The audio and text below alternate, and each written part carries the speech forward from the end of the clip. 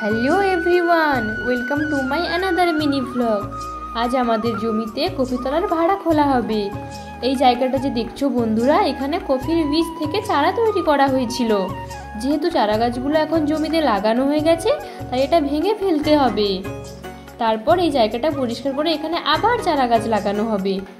প্রথমে যে দড়ি দিয়ে বাঁশটা বাঁধা ছিল ওই দড়িগুলো খুলে নিচ্ছি, তারপর নিচে যে জালটা বিছানো ছিল ওইটা গুছিয়ে দিচ্ছি, আর বাবা দেখো ওইদিকে দড়ি কাটছে। এরপর ওই বাঁশের ওপর থেকে যে দড়িগুলো খুলে নিচ্ছি, তারপর আমি একটা একটা করে দড়ি খুলে নিয়ে বাঁশটাকে বের করে দিচ্ছি।